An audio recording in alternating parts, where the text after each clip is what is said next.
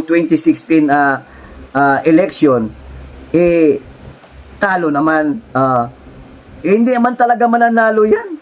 Never maging presidente yan kung hindi kayo dumikit sa mga Duterte. Yan ang totoo. Kung hindi kayo pabalik-balik sa Davao at kinukuha nyo at pilit nyong kukunin ang matamis na oo ni Vice President Sara Duterte, ngayon nagkawindang-windang ang bansang Pilipinas. Isang magandang araw mga kababayan.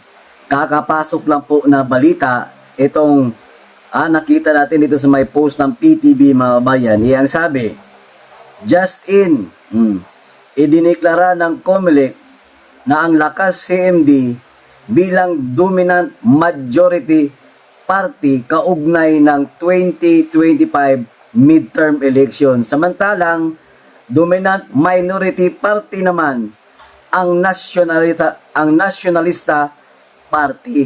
O ayan mga kababayan talagang iba talaga ang galawan nila mga kababayan. Ang gusto nilang iparating sa mensaheng ito hindi sila nagpahalata, Kumbaga pasimple lang itong si COMELEC Chairman George Garcia na tila ba'y sinasabi na malakas itong CMD, Lakas CMD party. Na kung saan ang chairman diyan ay walang iba kundi si Tambaloslos, mga kababayan, At talagang mapapaisip ka kung ano kaya ang mind conditioning nitong mga itong mga trabahante sa gobyernong ito.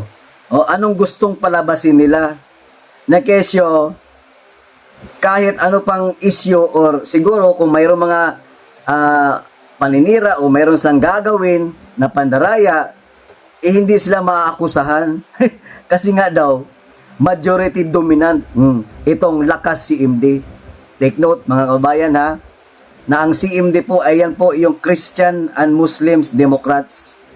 So ang ibig bang sabihin nito, talagang kampante sila na itong mga kababayan natin ngayon ay talagang sa kanila nabuboto. Totoo ba? Totoo ba talaga yan? Malakas kayo, yung Lakas CMD? Grabe, Grabe yung mga estilo nitong admin natin ngayon na kung saan para ba hindi sila makitaan ng butas ba? Sasabihin nilang malakas sila, Kaya nga sabi ni Bongbong Marcos na iniklaim na po niya, Kiniklaim niya na 12-0 win daw itong mga senatoriables niya, Ilang beses na yang sinabi na yan sa mga political rally o sa kanilang party, mga kababayan. Pero ang hindi niya alam, sukang-suka na itong mga tao, mga kababayan natin.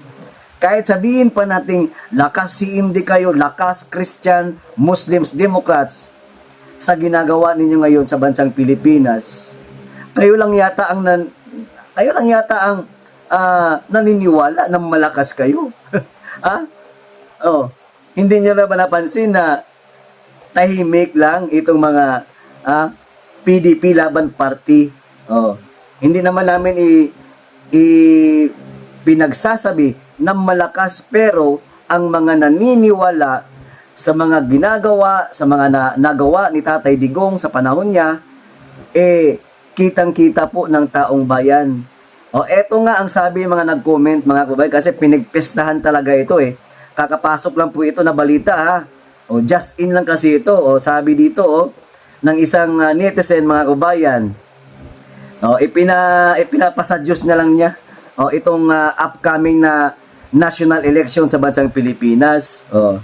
Ang sabi pa nito sa isa, parang sinabi na din ng COMELEC na reach na ang elections 2025 nakaset na by stating those comments mind conditioning na, di ba? Ganun talaga ang galawan nila, mga kabayan. Tapos may nagsabi pa dito na sana ba yun? Ayaw pahalata ng COMELEC. Sabi naman ni Jed Torregosa, naluto na po, maghihintay na lang ng eleksyon para iserve. Aba, nakakatakot nga ito, mga kababayan, kasi yung galawan nila ba, yung estilo nila, power effect, Pero kiniklaim na nila na malakas yung CMD, yung lakas CMD, no? Para kunwari, pagdating ng eleksyon, walang maisasabi or walang maibibintang itong taong bayan pag sila ay nanalo. Kasi nga malakas yung lakas CMD. Aba, isipin nyo yun ha. Pero dami naman nagsasabi dito, di kadaog inyong manok. PDP ang butaran para mailisan mong mga animal mo. Sabi ni Rodabs. O sabi naman dito sa isang nagkomento, parang sinasabi mo na automatic na sila ang mananalo. Pa-inspect mo muna, ipa-inspect mo muna yung source code sa mga independent expert. Magtataka ka man talaga mga bayan. O dito sinabi pa, eto pa nga ayan. Ang sabi dito, no, may nag-post nito, Comelec's dark agenda. A Marcos Romualdez power grab. Malaka. Ano? Sabi dito mga bayan, let's not pretend that this is merely an oversight. Di ba? Katang-isip lang nila to no? Kung ano-ano na lang pinag-iisip nila. The pieces of the puzzle are coming together and the bigger picture is terrifying. Marcos has already declared a 12-0 senatorial sweep. A shameless claim that his entire lineup will win. Di ba? Yan yung utak niya no? Kaya nga, nagkakaroon na sila ngayon ng mind conditioning na kiniklaim talaga nila na yung lakas CMD ay talagang umapaw sa sobrang lakas. Patuloy tayo. Particularly those aligned with former President Rodrigo Roa Duterte and VP Sara Duterte will be wiped out. Aba, mantakin nyo yun ha. Siguraduhin nyo lang yan ha. Baka ang ending niyan talagang gumagawa lang kayo na istorya at talagang kiniklaim ninyo na malakas kayo para pagdating sa eleksyon ha, George Garcia ha, hindi kayo malatang nandadaya kayo ha. Sige. How can Marcos be so confident? Di ba? Totoo naman. Paano nga siya naging confident sa kanyang mga sinasabi na 12-0 mananalo sila? Paano siya nakakasiguro na itong mga manok niya ay mananalo sa darating na halalan?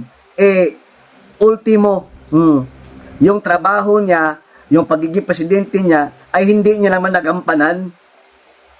Real talk yan. Ni wala kang nagawang malaking proyekto. Di ba? The answer is clear. The election is being set up, halaka, to deliver his desired results. Ito pa nga yung sabi ha. So nakaplano na nga siguro, set up na nila yan, no? Papalabas itong magpapalabas ng mensahe itong Comelec na talagang malakas daw kunwari itong lakas CMD. Isipin mo yan, CMD, Christian Muslim Democrats.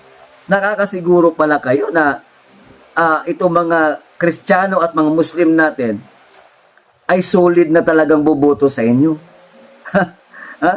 Okay sana kung maganda ang nagawa ng administrasyon ngayon.